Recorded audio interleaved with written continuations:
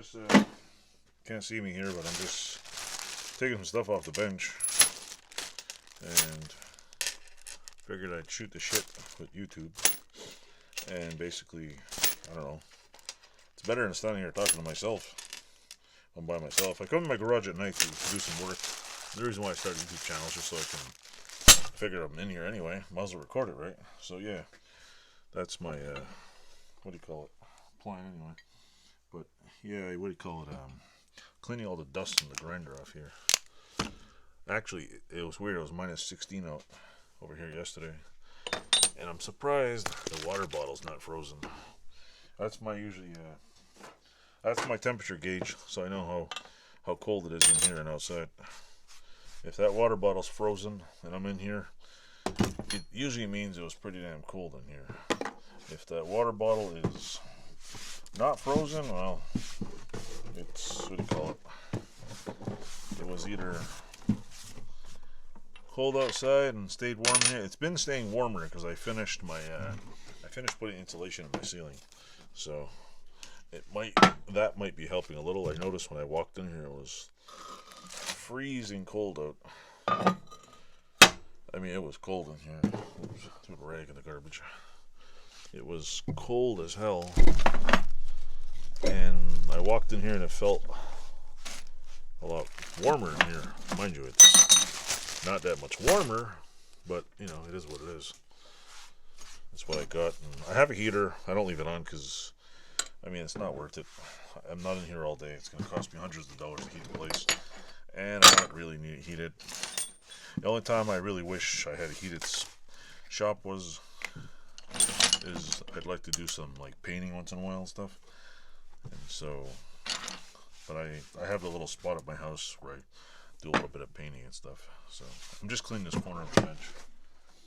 But yeah, it's like it's becoming Vice Village in here. I have this thing still on my bench, which I don't know what I'm gonna do with it. Let's see, my little start Vice. I got I'm waiting for, like I said in the interview, I'm waiting for parts for this. This I just want to take it apart and see what the hell it is inside. It's still got oil in it. I mean, I don't know if they did a cheap job painting it or what. It's pretty cool. I might just, I don't know, give it away or something. I should have a YouTube giveaway if I get a bazillion viewers.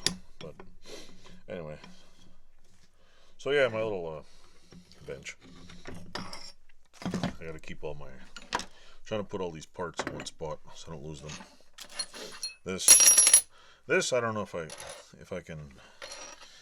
I might polish it down, lose about a couple thousandths of an inch, and then polish it to a. Everybody else does this in a nice mirror shine. I don't know how they do that. These I'll have to just probably grind it off. What's amazing is these. I don't know. You can see it here up here. If you, just right here, I'll show you. What's amazing is these bolts. I don't know how they made them, but the heads are not round. If you look at both of them, they're not even. They're like, you can. I don't know if they were handmade or what, but or what kind of machine. If they were hand hammered or something, but there is nothing uniform about these bolts whatsoever on each of them. I mean, definitely this Vice is made sometime in 19 whatever. But that was the thing on here.